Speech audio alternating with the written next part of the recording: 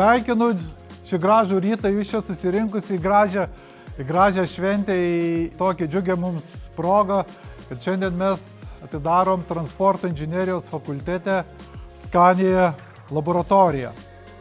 Kai ateina jaunas žmogus ir kai pamato jūsų įrangą ir kai pamato, kad mes kartu dirbam, mūsų absolventų karjerą, kur jie gali dirbti, džiaugiuosi, kad ir fakulteto tuo bendradarbiavimu su verslu ir kad verslas ateinat pas mus, matyt gerai dirba dekanas ir visa kita jo komanda.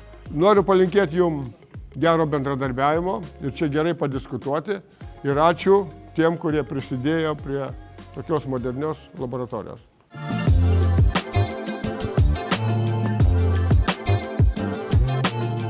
Džiugu, kad verslas ir mokslas pradeda bendradarbiauti ir tas bendradarbiavimas tampa ne tik kažkoks žodžių bendradarbiavimas, kas būdavo anksčiau labai dažnai, bet ir konkretus darbai yra padaromi. Matome, kad bendradarbiavimas su mokslu, partnerystė su mokslu yra labai svarbi, ypač dabartiniai ir ateities technologijomis. Kai sakėte, kad rektoriau moteris geriau vairuoja automobilius, aš nesiginčiu su tuo, bet aš turbūt pasakysiu, kad už 10 metų niekam nereikės automobilių vairuoti.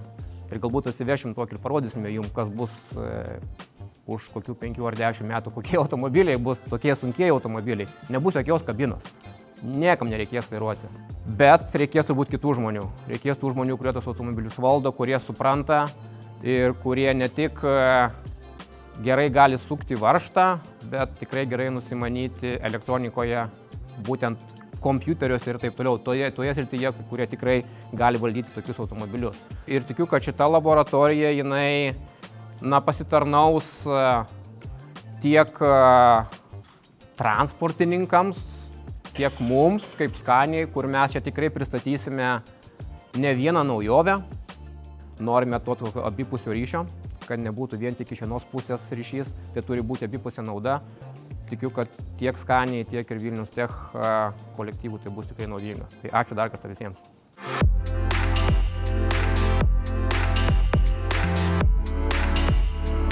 Tai labai džiugu, kad pas mus atėjo Scania.